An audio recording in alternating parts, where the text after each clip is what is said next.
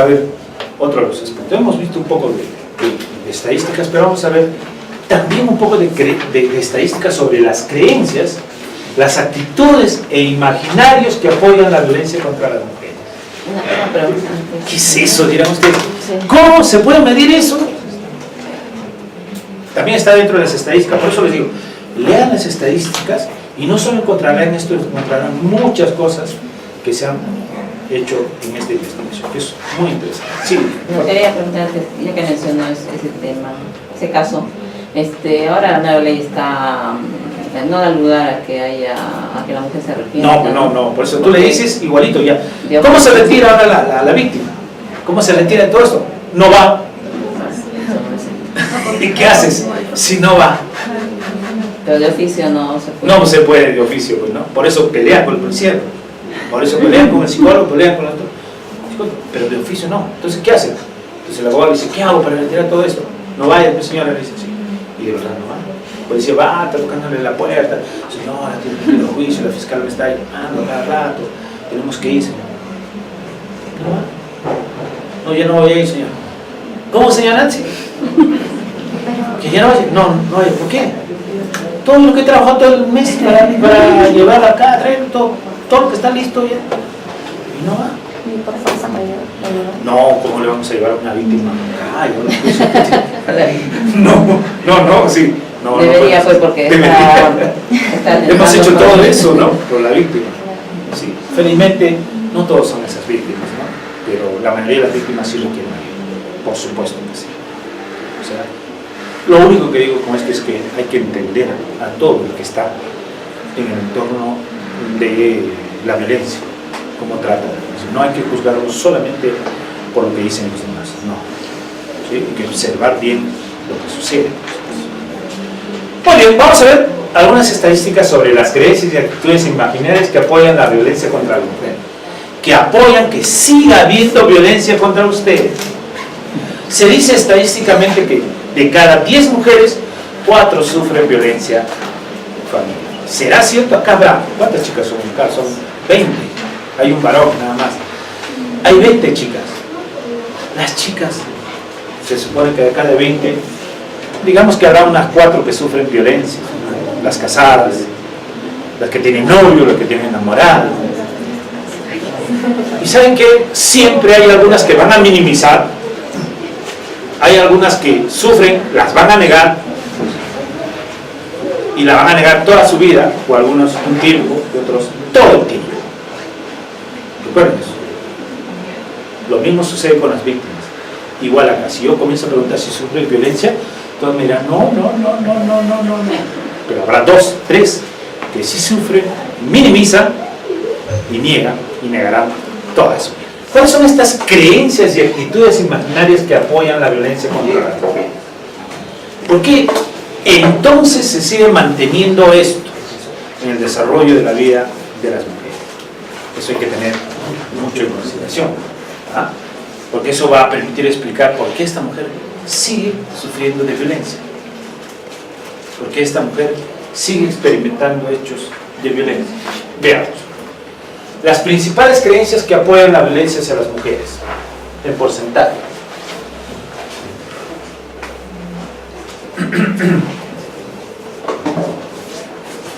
El esposo, pareja, siempre debe ser el jefe del hogar y quien representa a su familia. Es una de las principales creencias. ¿Eso es verdad? Sí.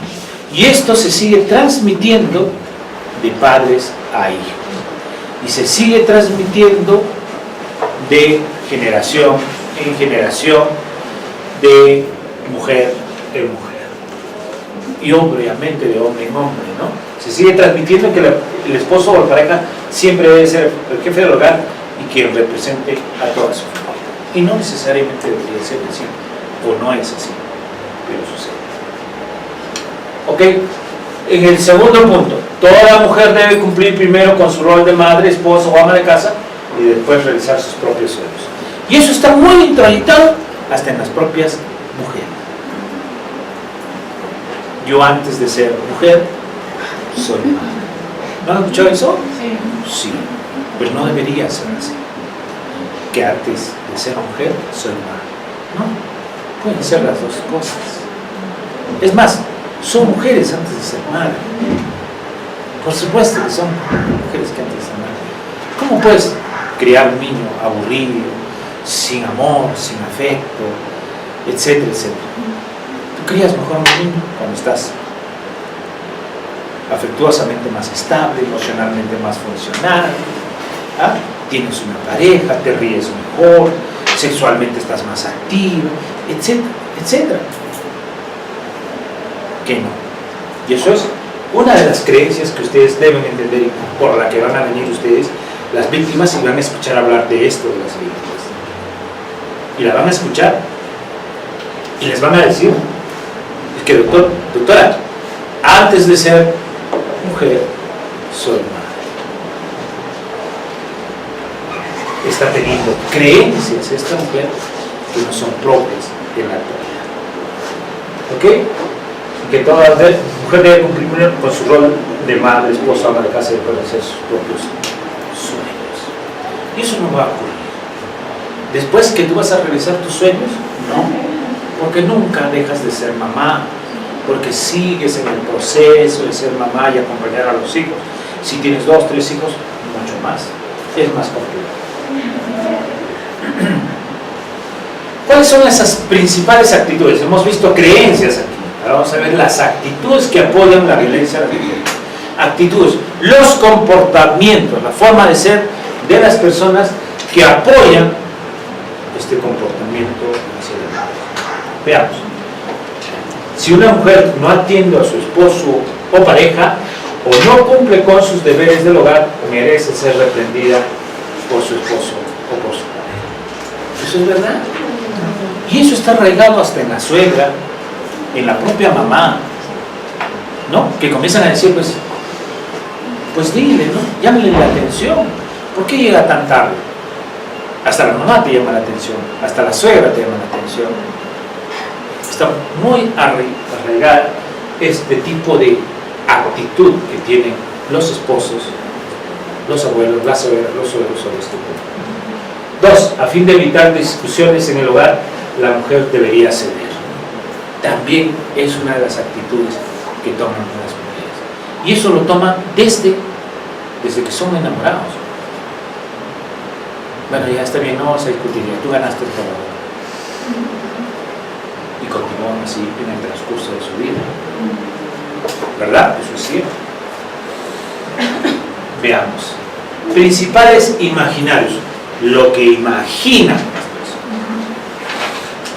El amor y paciencia de la mujer, tarde o temprano, hará que su esposo o pareja deje de ser violento. También es otro imaginario que está circulando en la vida de las mujeres, en la vida de los esposos. Déjala, ya poco a poco va a entender, va a comprender y se va a adaptar. Por ejemplo, una infidelidad. ¿No han observado que si hay este imaginario?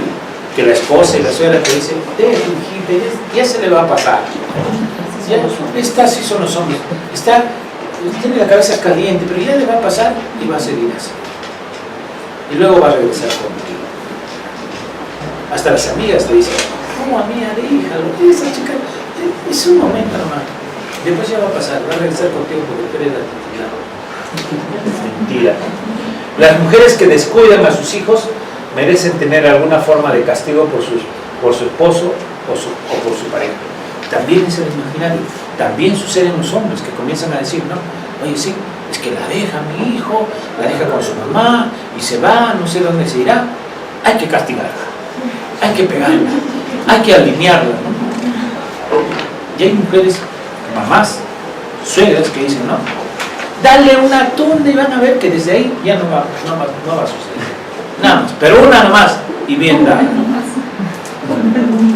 Pero es cierto, esos son imaginarios que siguen sucediendo en nuestra sociedad. Siguen sucediendo hasta ahora. Y si no conversan con las personas adultas, mayores, se van a dar cuenta que sí. El otro imaginario que ustedes no deben permitir que suceda, ¿no? Una mujer que se viste provocativamente está buscando que la acosen sexualmente. Y eso está entre las propias mujeres, más en las mujeres que los hombres. Y eso es un problema en las mujeres, porque ¿qué es provocativo? ¿No? ¿Qué tanto es tan provocativo? Eso es complejo. Y no por eso debemos agredirla, tratarla mal a una mujer. Y a la que se viste demasiado, o sea, que ya... Y aquí seguramente que no les va a gustar, pero al 41% les sucede y piensan de esa manera. La mujer que es infiel a su esposo o pareja debe tener alguna forma de castigo por él, por el esposo. ¿Eso es verdad? Los hombres estaríamos mutilados, pero en el caso de la mujer, acá debemos ser más comprensivos, ¿no? Y es transmitido también por la propia mujer. ¿Por qué él es infiel? ¿Por qué él es infiel? Merece un castigo, hay que castigarlo. Pero esto está en el imaginario de muchas chicas, de muchos chicos. La infidelidad duele, fastidia, molesta, sí, pero uno no debe agredir por eso. ¿No? Uno no debe agredir por eso. Muy bien. Vamos a ver ya la parte final, la violencia contra las niñas y niños de 9 a 11 años de edad. Vimos el caso de la violencia en adultos, de 18 a más. Ahora vamos a ver la violencia contra las niñas y niños de 9 a 11 años de edad, que es diferente de la violencia que sucede con los adultos. ¿Sí? Veamos. Víctimas de violencia psicológica y física por parte de las personas con las que vive. También fue una correlación hecha en el 2013 y el 2015. Y acá hay algo claro. La violencia psicológica, el 58.9%, y la violencia psicológica, otro grupo importante, el 58%. Hay que tener en consideración que la mitad de los niños sufre en algún momento de su desarrollo educativo violencia psicológica y física. ¿Habrán sufrido violencia psicológica ustedes o ya habrá sido tan aceptada, percibida y de alguna manera comprendida y entendida esa violencia que en algún momento sufrieron, vivieron? ¿Ok? Y han procesado tanto y ha pasado tanto tiempo que de repente ya lo han procesado y ya lo han entendido, comprendido mejor y aceptado esto de esta manera. Y eso pasa con estos menores de edad. Es alto el porcentaje que ha sucedido alguna vez en su vida de violencia con estas personas. Eso explica muchas cosas. La violencia explica muchas cosas en el desarrollo de la vida de la víctima. Buscaron ayuda de estos niños. Eso es complejo para un niño. Mira, si se supone que papá y mamá son las personas que deben protegerme, después de eso, ¿a quién pido ayuda? Alguna vez en su vida no buscaron ayuda el 54.2% y buscaron ayuda el 45%.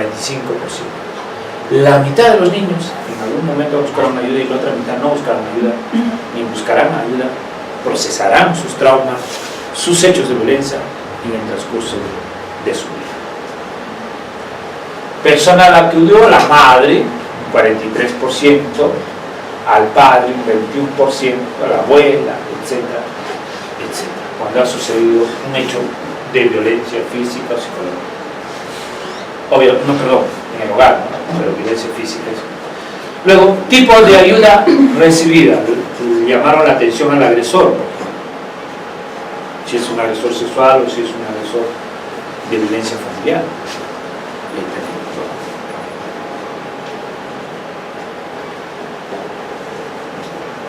La consolaron o le consolaron un 28% de estas víctimas. Que es interesante, si nosotros pudiéramos analizar y entender cada gráfico, nos daría muchas respuestas para entender a cada una de las víctimas. ¿Ok?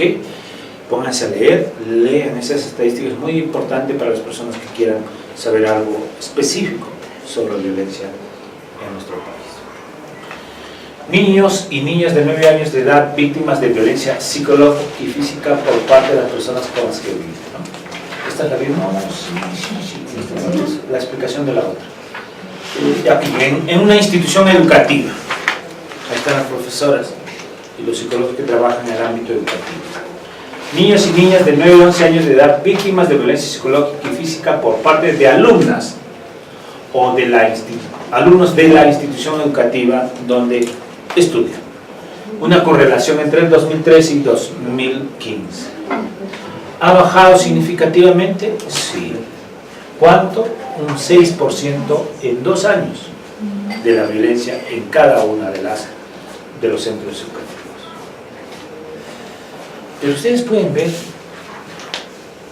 que hay violencia física un 40%, pero un 71% más de violencia psicológica que física. Porque ya probablemente los profesores están mucho más advertidos, preparados, entrenados para enfrentar ciertos casos de violencia de una manera mucho más pausada que antes, ¿no? Antes los profesores te perseguían al punte palo, y eso es verdad. ¿Sí? No tenía que alzar la mano y te da el profesor y por no saber la tarea. Con el puntero, hasta que se rompió el puntero. ¿Sí o no, profesora? Antes era así, ¿no? Sí, antes era así. Era así antes. Sí. Rompí, yo tenía un profesor, sí que... Sí me acuerdo su nombre hasta ahora. ¿Te vas a olvidar? No te olvidas del profesor su nombre. Sí, pero era complejo en esos tiempos, ¿no? Pero se dan cuenta que la violencia psicológica sigue perdurando en las aulas hasta nuestra actualidad. ¿Qué tipo de violencia? Ya ustedes saben lo que ha sucedido. Muy bien.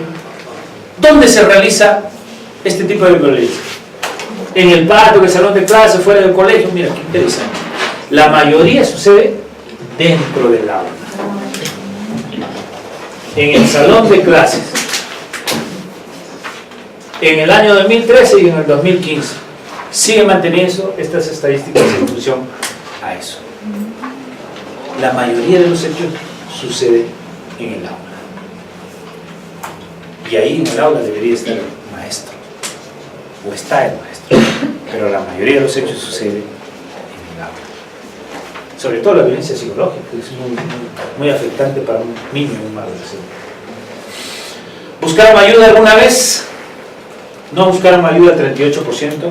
Y en el colegio buscaron ayuda el 62% de chicos. Dicen estas estadísticas que los chicos piden más ayuda en el colegio que en su propio hogar, porque en el hogar casi está en la mitad, pero en el colegio piden más ayuda, dicen las estadísticas. ¿Por qué será que en el colegio más piden más ayuda?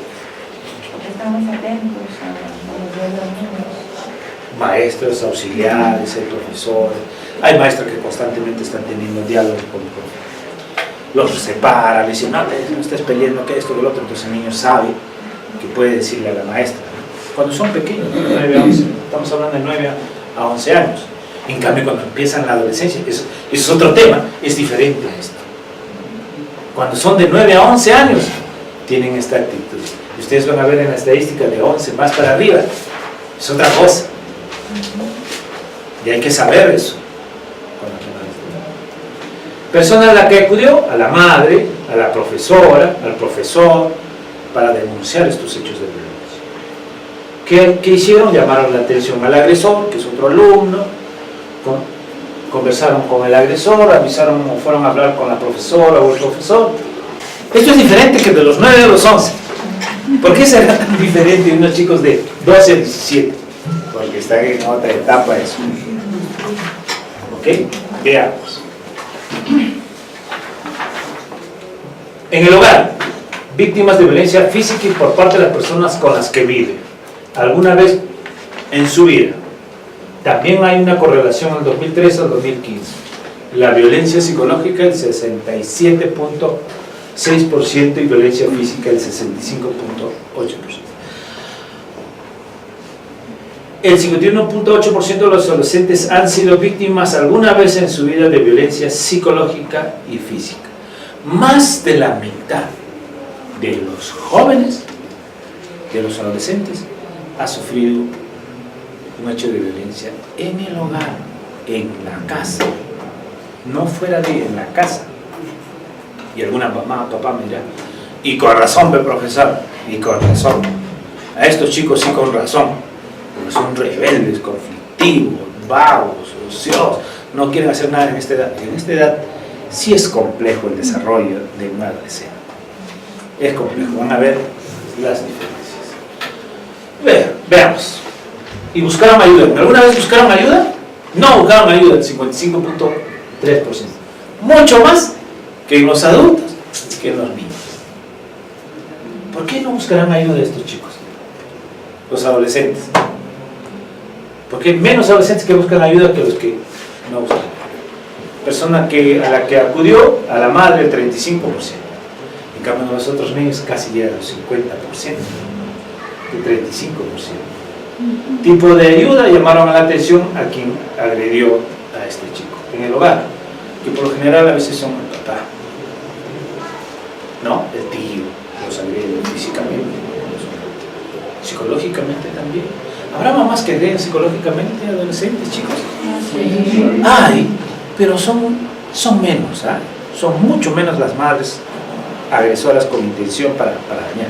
No digo que no lo hay, pero son menos significativas.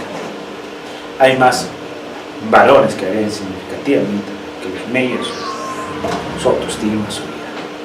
¿Ok? A ver, en el colegio, las agresiones de estos adolescentes, ¿ah? Víctimas de violencia psicológica por parte de alumnos de la institución educativa. ¿Hay violencia psicológica que ha disminuido? Sí. Y física también, un 9% desde 2013 al 2015. Hay violencia psicológica, un 71%. El 27.7% de los adolescentes han sido víctimas alguna vez en su vida de violencia psicológica y física por parte de los compañeros de la escuela. Y es verdad que en la adolescencia es mucho más compleja la violencia en el colegio que en la niñez, que en la escuela, ¿verdad? Ahí sí sufren de bullying, sufren de maltrato en sí, muchos de los casos. Incluso en los colegios de mujeres hay mucha discriminación, mucho conflicto entre ellas, cada vez más. Ahora se forman grupos, ¿no?, de alumnos que es complejo combatir cuando están en el colegio, sobre todo en colegios nacionales.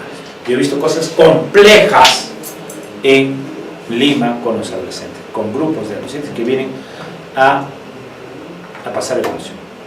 Hay grupos de jóvenes que violan a un joven en el mismo colegio, en el baño o en el salón cuando no está el profesor. Los violan y vienen a ser denunciados. Adolescentes, chicos que le han metido una botella a otro chico. Eso es complejo, es complicado ver la violencia como pueden desatarse los jóvenes, pero a su vez sufren violencia estos jóvenes también. ¿Ok? Veamos, para terminar esta última parte, lugares de la institución educativa donde ocurrió la violencia por parte de compañeros o de salón. Siempre en el salón de clases. ¿Pueden ver ustedes? Siempre en el salón de clases es mucho más significativo la violencia que se presenta ahí, en el salón de clase. ¿Ok? Luego en el patio, fuera del colegio. Antes era más fuera del colegio que en el colegio. Antes. Ahora no. Antes salían del colegio, en la esquina estaban peleando los chicos. Ahora no. Ok, alguna vez víctimas de violencia en la institución que tienen que buscar ayuda con alguna persona cercana, igual no buscaron ayuda en la madre. Se aconseja sobre qué hacer a estos menores de edad que tuvieron este tipo de problemas. Muy bien, ahora vamos a ver cómo es que vamos a enfrentar la violencia desde un marco jurídico de la ley, estos hechos de violencia para frenarlas, enfrentarlas, disminuirlas y ver cómo es que el Estado emplea la ley, la psicología para este tipo de casos. Luego en la tarde vamos a ver cómo evaluar a víctimas de violencia en general, ¿eh?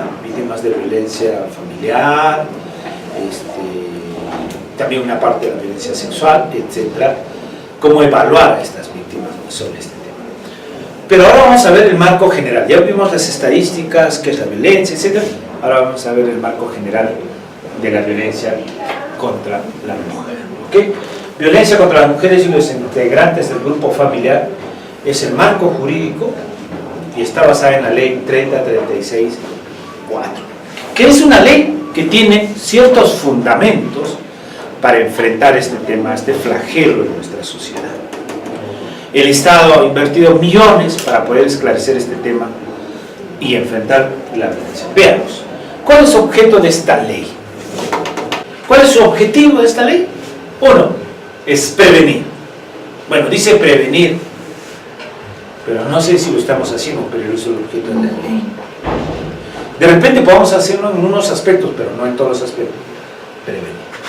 Luego está atender, erradicar y sancionar estos hechos. Creo que estamos aquí en sancionar y hacer lo posible por erradicar. Lo que nos falta es prevenir y atender a las víctimas. Atender significa repararlas. Significa cuidarlas, protegerlas, darles tratamiento, que no lo tenemos. Lo que sí hacemos lo posible por erradicar la violencia, eliminar y sancionar, meterlo al preso a todas las personas que ejercen violencia sobre esto. ¿Ok? Muy bien, veamos, siguiente. ¿Cuál es su propósito? Es la asistencia, la protección inmediata a las víctimas, reparar los daños ocasionados a las víctimas y reeducar a los agresores. Estamos en esto, en asistencia y en protección inmediata a las víctimas. Todavía no hemos llegado a reparar los daños ocasionados a las víctimas, porque no hemos visto reparaciones hacia víctimas todavía tan significativas, ¿sabes? O sea, significativas. Y reeducar a los agresores. Reeducar, ellos están educados, hay que volverlos a educar. Y eso sí debe ser complejo. Hasta ahora no hay centros especializados en reeducar a agresores de todo tipo de violencia. La ley 3036-4 regula la protección frente a todas las formas de violencia hacia las mujeres y que se producen en espacios públicos y privados. ¿Qué cosa es regula? ¿Qué cosa te protege? ¿Qué hace esta ley? Lucha contra el hostigamiento sexual, contra la trata de personas, la violencia en los centros educativos, la violencia en establecimientos de salud y la violencia en la comunidad en general. Esto es el objetivo de la ley en general. Vamos a pasarlo rápidamente para que ustedes tengan una idea general de esta ley, porque recuerden, ¿por qué estamos leyendo esta ley? Porque esta ley es la que rige para combatir la violencia, para evaluar, para sancionar, para erradicar, para prevenir la violencia, todo tipo de violencia. Por eso es que debemos saber esta ley, la 3036-4. Ustedes lo pueden ubicar en internet, pero estamos viendo las partes más importantes para que ustedes tengan una idea de qué se trata.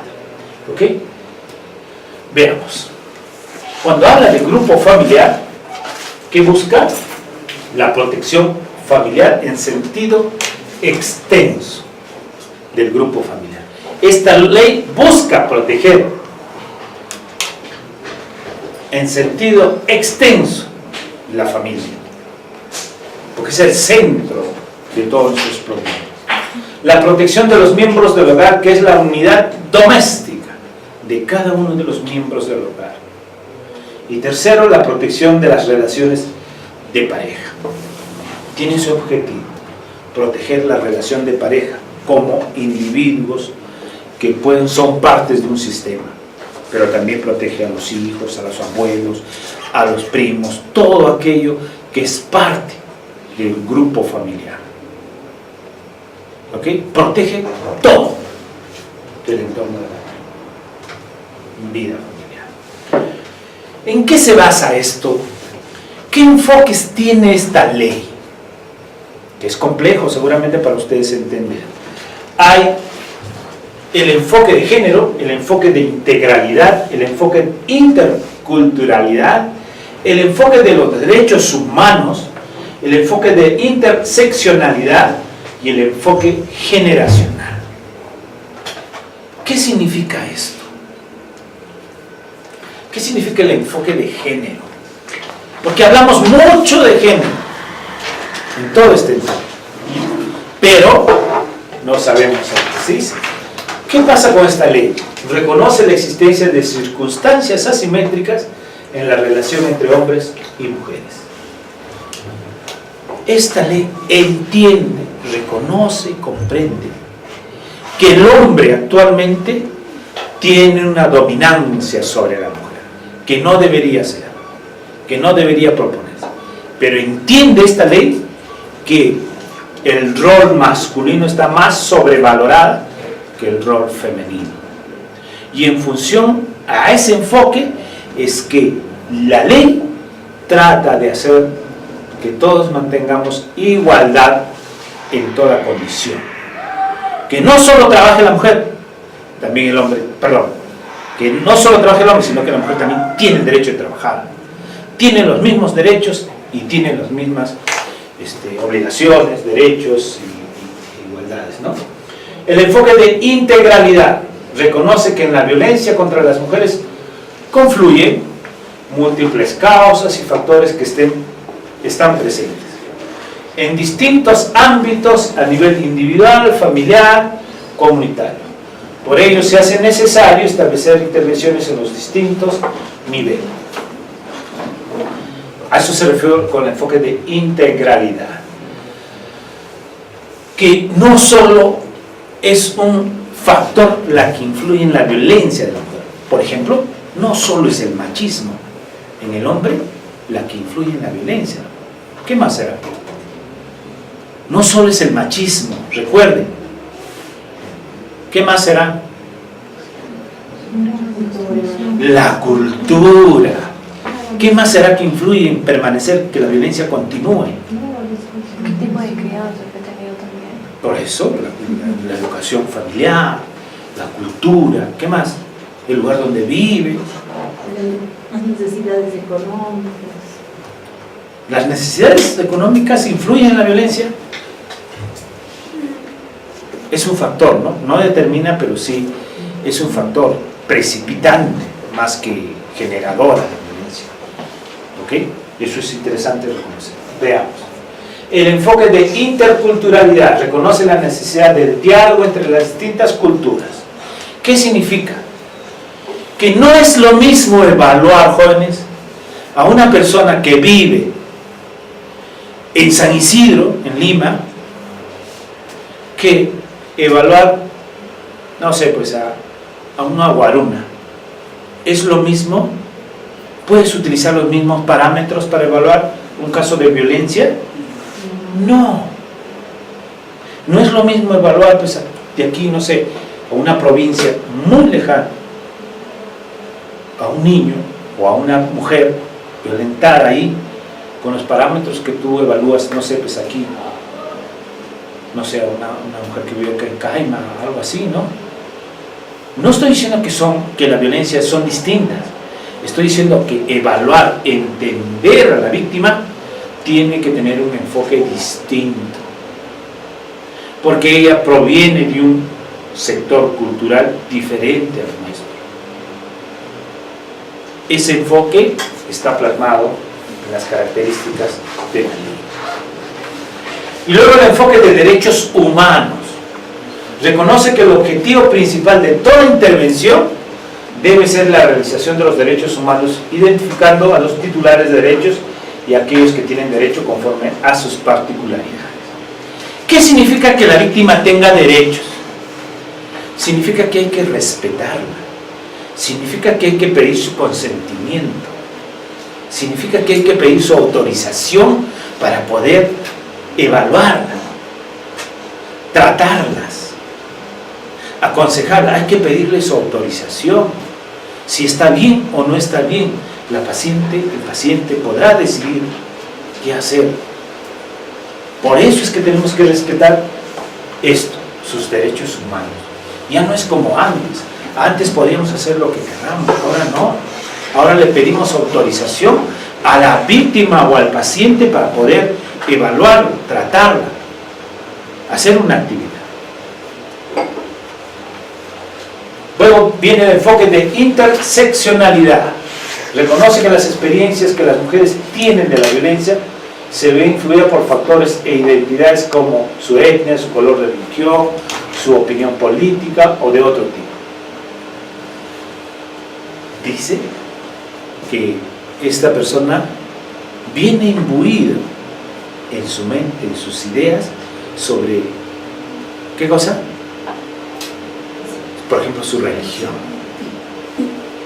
A veces tú no puedes entender su religión, porque para ti tú nunca, cuando es mormón, cuando es evangélico, no se quiere sacar sangre, cuando no quiere donar sangre, pero no le habló, no entiendes. Lo que pasa es que está imbuida ella de ese tipo de situaciones culturales en su vida, y uno debe respetar, entender y comprender ese proceso de su desarrollo, pues si no te da dificultades.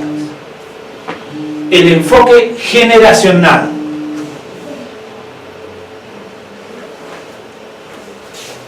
Reconoce que es necesario identificar las relaciones de poder entre distintas edades de la vida. Considera que la niñez y la juventud, la adultez y la vejez deben tener una conexión, pues en conjunto está abordando una historia común y debe fortalecerse generacionalmente. Presenta aportaciones a largo plazo considerando las distintas generaciones y colocando la importancia de construir corresponsabilidades entre estas. ¿Qué significa el enfoque generacional? Significa que hay situaciones de violencia, de derechos, de costumbres que pasan de generación en generación, de generación en generación. Por ejemplo, las costumbres. Hay familias que se dedican a tomar todos los fines de semana, y no por eso son malas, pero toman todos los fines de semana. Los chicos viven en esa condición. Es parte de su entorno familiar, su entorno cultural. Y eso transmite generacionalmente a sus hijos. Sus hijos, cuando llegan a ser así, también trastocan a la pareja con quien viven, etc. Y también siguen haciendo bien. Se va trastocando generacional. No está bien ni mal, no estoy diciendo eso, sino que existe eso y debemos entender y comprender eso. No significa que son malas personas, ni tampoco son violentos. Algunos pueden ser violentos, por supuesto que sí, pero no estamos hablando de eso. ¿Ok? Muy bien, vamos de frente a lo que nos interesa ahora. Vamos a definir qué es violencia contra las mujeres.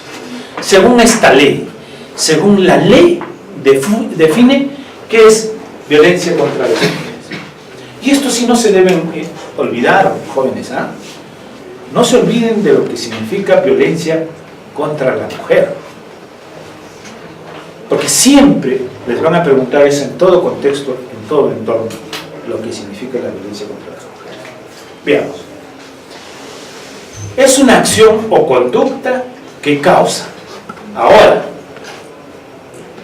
muerte, daño psíquico, sufrimiento físico, sexual o psicológico de la víctima, de la mujer. Recuerden, es una acción o conducta que causa muerte, es una violencia contra la mujer, daño, sufrimiento físico, sexual o psicológico, sufrimiento por su condición de tal, por ser mujer, solamente por ser mujer. ¿Ok? Siguiente.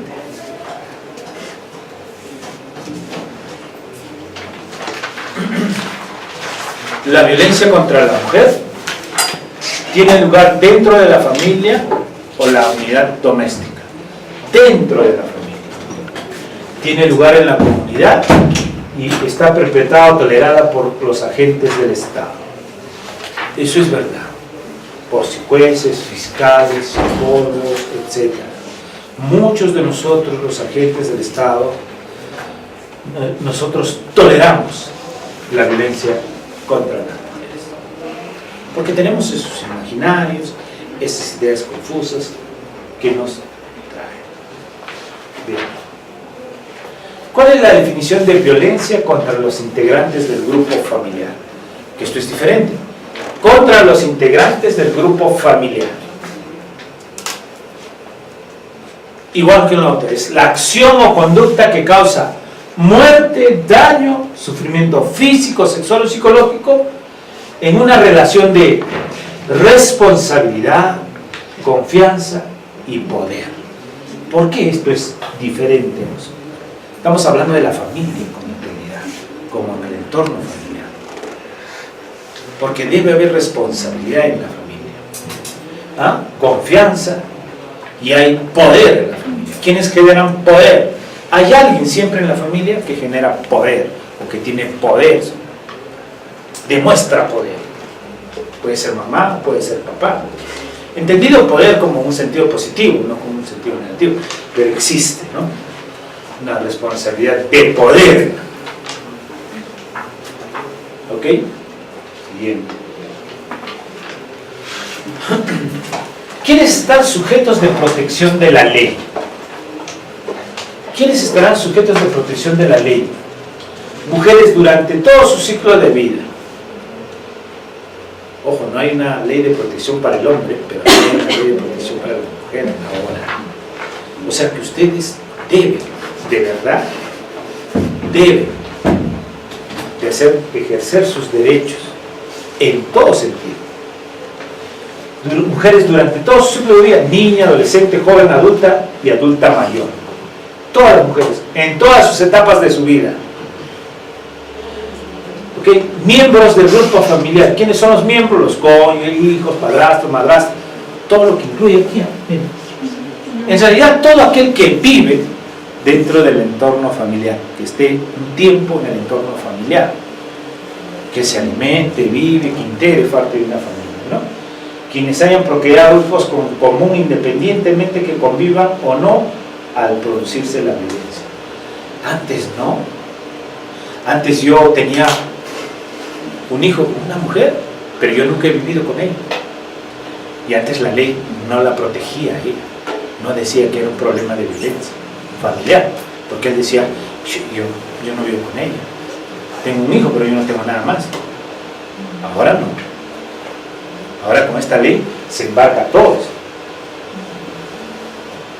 Incluso quienes habiten en el mismo hogar sin tener relaciones contractuales o laborales. ¿Quién será esa persona que viva dentro del hogar que no hay relaciones contractual ni laboral, no trabaja para mí?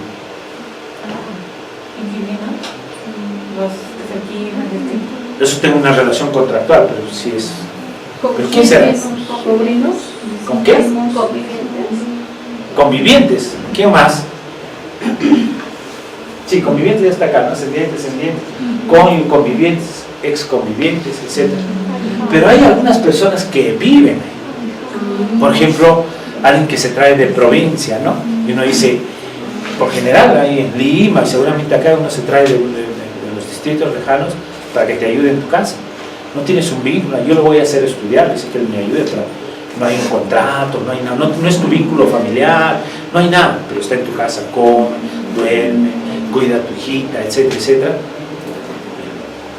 Cuando ejerces violencia con ella, ya es parte de la ley. La ley de violencia contra el entorno familiar la protege y te van a juzgar y te van a demandar en función a esta ley. Ya no es como antes, no era tu familia, no es violencia familiar, es otro tipo de violencia. Ahora no, ya engloba, recuerden, engloba todo, casi todo engloba, todos los que están cercanos a la vida en ese entorno familiar.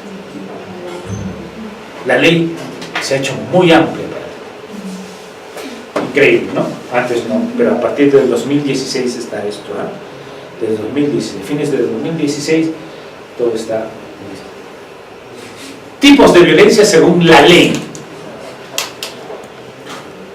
Física, psicológica, violencia sexual y violencia económica o patrimonial. Esto ya está definido en la ley y en función a eso debemos nosotros trabajar, explicar, relacionar. Ya saben qué es la violencia física, la violencia psicológica también, ya hemos visto que es tendiente a controlar, aislar a la persona contra su voluntad, a humillarla o a avergonzarla. Mira qué interesante, esto engloba todo, ¿eh? Acción o conducta. La violencia psicológica es tendiente a controlar. El control, profesor, el que me revisen el WhatsApp, ¿será controlar? ¿Será violencia? El que me obliguen a darle las claves de mi Face, ¿será violencia? Bueno, de repente no es una vez, pero todo el tiempo. Chicos complejos. Pero ¿cómo te controla?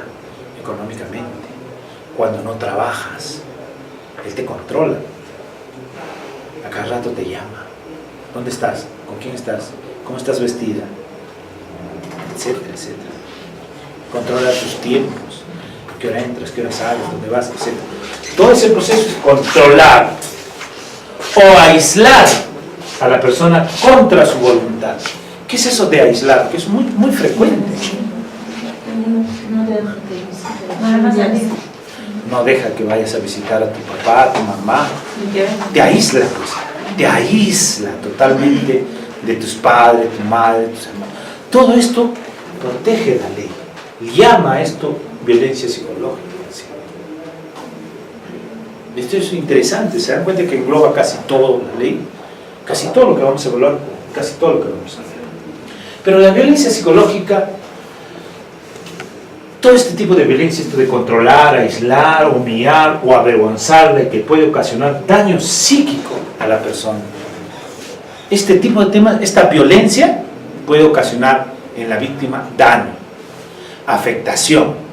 Uno de ellos es la afectación psicológica y el otro es el daño psíquico. Que vamos a ver después en la tarde cómo se evalúa eso.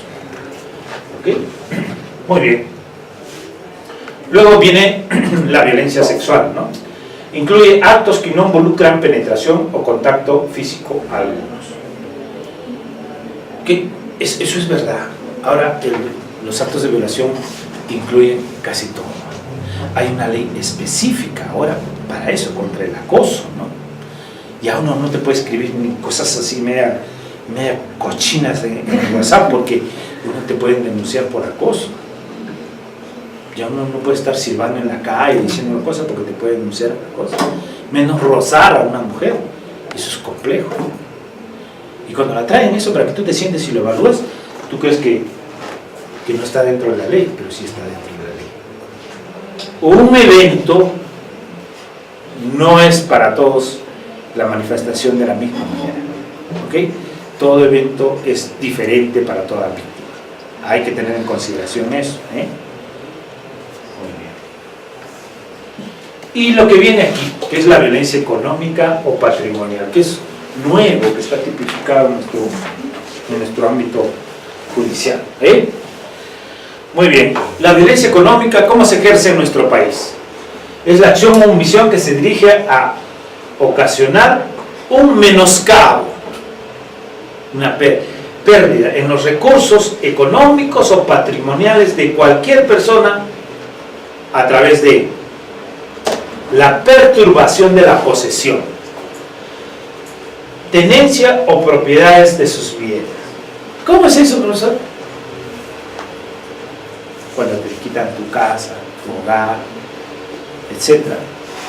La pérdida o sustracción, destrucción, retención o apropiación indebida de objetos. Eso sucede mucho en violencia. Hay personas hay chicas que la llevan a su casa a vivir a la pareja, tienen 2 hijos, y después cuando se quieren separar ya no se quiere ir de la casa. Lo que hacen es botarte a ti de la casa. Y te se denuncian, te sacan y el tipo se queda ahí, en tu propia casa. Y lo peor, hay otros tipos que están viviendo juntos, viven mucho tiempo, se compran todas sus cosas, viven en un cuarto alquilado, todas sus cosas tienen, y hablan de separarse, etcétera, tienen una discusión, y en la noche llega el tipo, se lleva todo, no te deja nada. Tú llegas después de trabajar, no encuentras nada en tu casa. Eso es violencia. Eso es violencia patrimonial, ¿no? Lo que pasa que, como a uno no le pasa eso, no lo percibe, no lo entiende. Pero a ver, quédate sin nada, con tu hijo en la mano, y no tienes nada. Se llevaron tu cocina, tu cama, tu ropa, tu televisor, tu laptop, se llevaron tu cama, todo se llevaron. Y te quedaste sin nada. Sufres, te causa un menoscabo de los recursos económicos y patrimoniales, y causan mella en tu autoestima, tienes rasgos depresivos, comienzas a sentir como decir, ¿por qué un tipo me puede hacer eso, llevarse todo y dejarme a mí sola con mi hijo, con su hijo? Pero sí sucede, hay personas que sí lo hacen, ¿verdad? Y por supuesto que sí. Hay gente que se lleva tu dinero, dejas tu tarjeta, él sabe su clave, y te lleva todo tu dinero. Y luego tú sufres y te dicen, no, pero lo gasté, me lo manché, que esto, que lo otro. Se acabó el asunto. Nunca den sus claves, sus contraseñas, sus parejas, ¿no? No más que se lo piden con amor. Sí, las chicas cometen esos errores, no lo vuelvan a hacer, cambien en todo caso sus claves. La limitación de los recursos.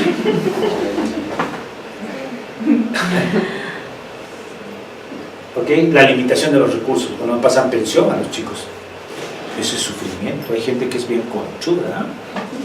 Tienen 2 hijos, se van, mantienen a los hijos de la otra persona, pero a sus propios hijos no.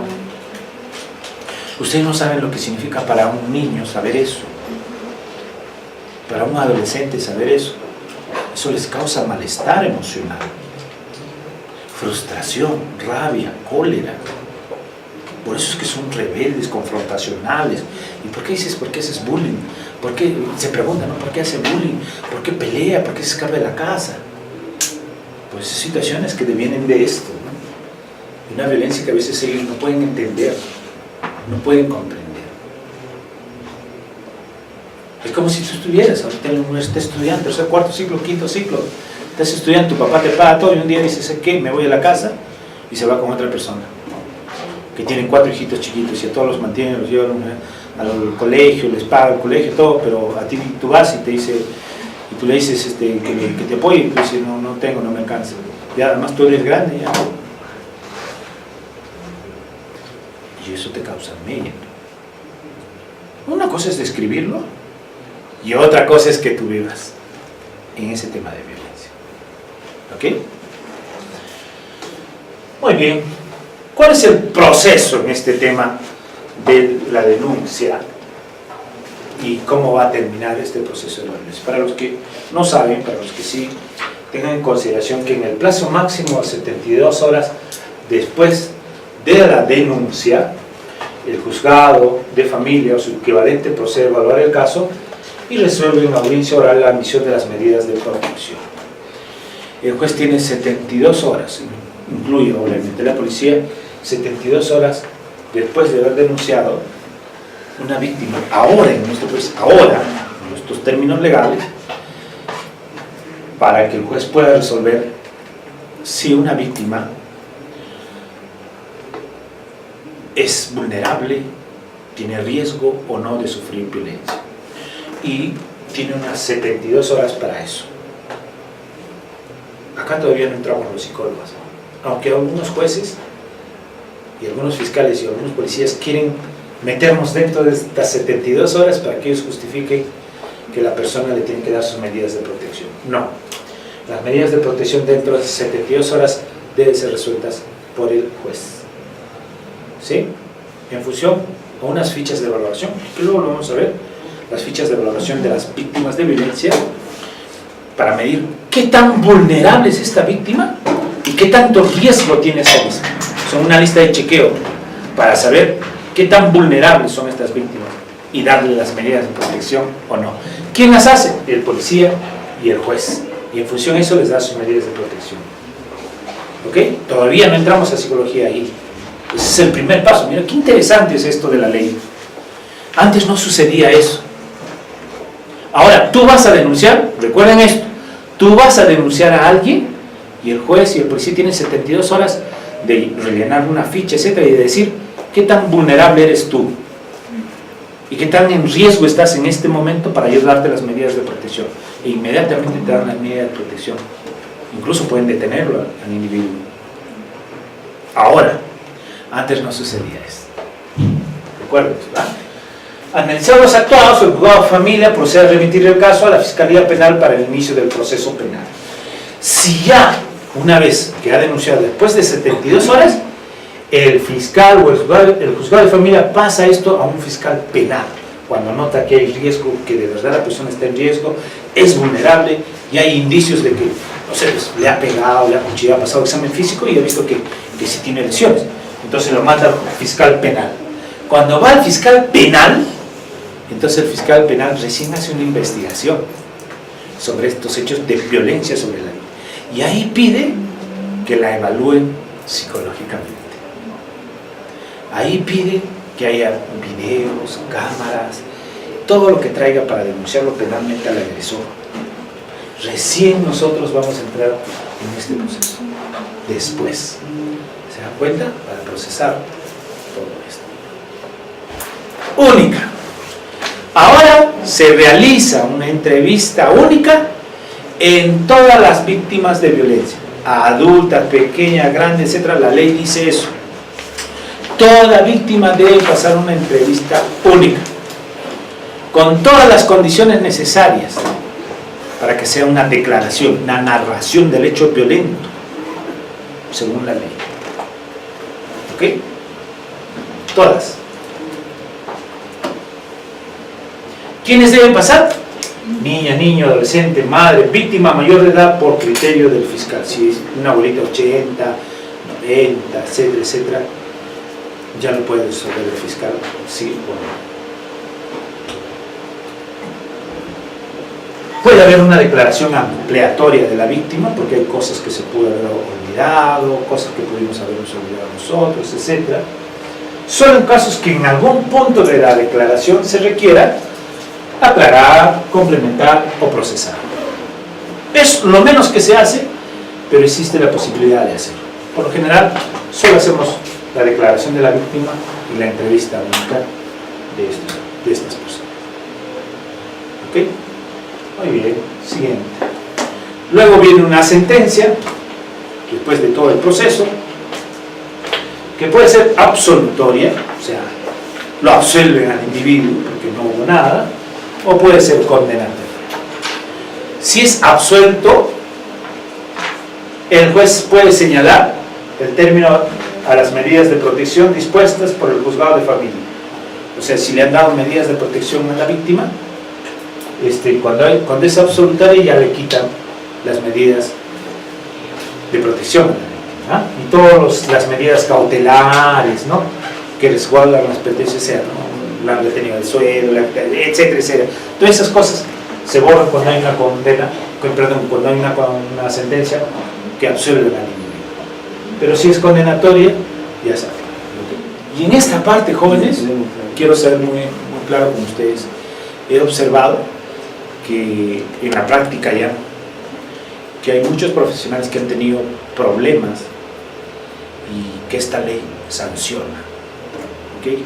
No solo a la víctima, sino busca responsabilidades funcionales en los operadores de justicia, que son los policías, que son los jueces, fiscales, psicólogos, maestras, todo aquel que está vinculado al ámbito legal, al ámbito de la violencia en sí.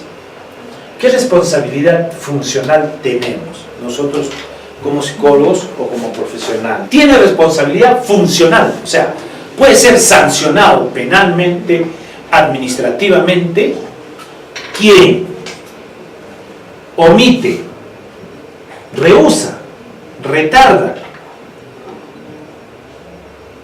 ¿Qué cosa? Decir, hablar, aclarar, conducir, administrar estos hechos de violencia y comete delito que es sancionado.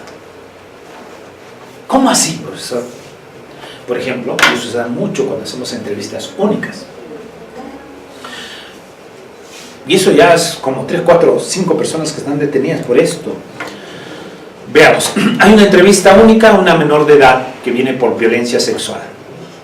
Una víctima, una niña, que es agredida, por ejemplo, por su papá. Es un ejemplo. La viola su papá y la menor, cuando tenía 8 años, sucede el primer evento. Y la menor denuncia y le cuenta esto a su profesora. ¿Ok? Cuando estaba 8 años. Pero la profesora no le cree, porque la niña es mentirosa, porque la niña es así confrontacional, agresiva, viene cuando quiere, cuando no quiere, y le miente a la profesora cada rato, rompe las cosas, etc. Es una niña problemática. Pero la niña le cuenta a la profesora y le cuenta todos los hechos. Y no pasa nada. Pasan un par de años, 2 años, 3 años. Y sucede el mismo evento y ahí sí denuncia a alguien. O ella misma denuncia un hecho y la llevan a pasar examen médico. Y efectivamente estaba agredida sexualmente. Y mientras estamos haciendo la entrevista, desarrollamos quién la agredió sexualmente y comienza a contar qué, cuándo, cómo, dónde, todo. ¿Ok? Y le pregunta, pues no sé, y es la pregunta que buscan los fiscales, ¿no? ¿Y tú a quién le contaste por primera vez este hecho? Y la menor dice, yo le conté a mi profesora cuando me hizo la primera vez. Y luego, ¿qué pasó? No, la profesora no me dijo nada, yo le conté y nada más. Y la última vez, ¿a quién le contaste para que estés aquí? Ah, no, sí le contaba a mi tía, y mi tía sí, fuimos a la comisaría, denunciamos, etcétera, etcétera. Y a la niña tiene 11 años. ¿Qué creen que pasó? Por eso hay que tener mucho cuidado con esto sobre la responsabilidad funcional de todos nosotros. Se pudo evitar, ¿no? Todos estos hechos de violencia sobre la víctima en un momento, en un determinado momento. Y por eso es que le abrieron un proceso, la llamaron a la profesora, a su profesora de que tuvo en la escuela, la llamaron y la procesaron. ¿Usted tenía conocimiento? ¿Usted habló con la alumna? No le preguntan así. Lo primero es, ¿usted enseña en el colegio? Sí. ¿Usted enseña en primer grado? Sí. ¿Usted en el año tal enseñó en primer, en tal? Sí. Tú no sabes ni por qué te está preguntando. Sí, sí, tú sí. Sí. ¿Usted conoce a sus alumnos? ¿Usted ha enseñado el curso tal? Sí, sí, sí. Sí. Y sí es cierto lo que está diciendo, ¿no? Y llega un momento, ¿usted ha enseñado a la alumna tal? Sí, sí, sí, le enseñó. ¿Usted se acuerda que alguna vez cuando era pequeñita ella le contó sobre los hechos que su papá le hablaba? Ah, sí, me contó un día que esto, que lo otro. Y es un problema. Y está procesada. Porque cometes delito por omitir, por rehusarte a denunciar, por retardar algunas cosas. Porque a veces algunas maestros profesionales, psicólogos, odontólogos que reciben la información y los retardan. ¿Será cierto? No será cierto. Mejor no estoy tan segura. Y entonces retardas toda la información y tienes problemas de ese tipo. Y hay varios procesados, profesores, auxiliares, que están procesados por esto. Porque se pudo evitar muchas cosas. ¿Cuál sería el accionar en ese caso, no? Tienes que denunciar. O sea, uno puede ir a la comisaría y decir, fulanita, puedes llamar por teléfono. Tú llamas por teléfono a la línea 100, llamas a la fiscalía. ¿Sabe que hay una denuncia de una alumna que tiene este problema? Me ha contado esto. Ok, ellos vienen. Su obligación es venir. Vienen y te preguntan a ti, ¿quién es la señora? Ya te piden los datos de la menor, ¿sí? Y ellos van y evalúan a la menor. Ni siquiera se ocupan de ti, porque tú no eres el objeto de investigación, de estudio. No se ocupan de ti. Ni siquiera, ¿tú crees que te van a llevar a preguntar allá? No, a ellos no les interesa. A ellos les interesa el relato del menor, no el relato tuyo. Quieren el relato del menor. Y por eso es que la llevan a la fiscalía, le hacen pasar cámara y la menor relata, todo. ¿Y a quién le contaste? Y ahí sale. ¿Y a quién le contaste por primera? No le he dicho a mi maestro y por eso está ahí. Ya comienza todo el proceso. Eso es para que no haya impunidad sobre la violencia. Incluso puedes hacer de manera anónima. Tú puedes hacer un escrito con tu nombre y todo esto, así pones ahí, y al final pones ahí, y no deseo que mi nombre esté, etcétera, etcétera. Y eso está en la ley. Tú vas, lo presentas y ellos se encargan de todo y en ningún momento te nombran. Tú puedes exigir esos derechos, porque más allá de ti, más allá del colegio, más allá está el bienestar del menor, que es mucho más importante que todo lo que eso se lleva el centro de toda la atención de esto. Así que hay que tener mucho cuidado cuando hablemos sobre este tema, no omitir, no dejarlo pasar. Protección de las víctimas en la actuación de investigación. ¿Cómo se protege a las víctimas? Siguiente, en el trámite de los procesos por la violencia está prohibida la confrontación entre la víctima y el agresor, dice la ley. Jamás se debe confrontar. Antes sí se hacía, en los 70, 80 se confrontaba a la víctima y al agresor. Estaba el agresor. Dime, ¿cuándo te he hecho? No. Así sea menor de edad, sucedía. Ahora no. La confrontación entre la víctima y el agresor está prohibida. La conciliación entre la víctima y el agresor. Una vez que hay una denuncia, ya no se puede conciliar. Está prohibida la conciliación. No, señor, vamos a llegar a un acuerdo. Mira, que esto por otro. No. Yo antes sí he visto en los años 80 que había gente que también que las tocaba a las chicas en los carros, ¿no? Y llegaban a la comisaría y el policía le decía, pues señor, arreglen ya, ¿no? O sea, van a resolver, yo quiero por mi tratamiento, por mis cosas, esto, pedían dinero y arreglaban. Estamos en otro tiempo. En otro tiempo estamos hablando, hace mucho tiempo. Ahora no. Ahora está prohibido, el policía no puede hacer eso ya. O sea, el policía tiene que, una vez que hay una denuncia, la señora firma, tiene que correrlo hasta que llegue hasta el final. Ya no es como.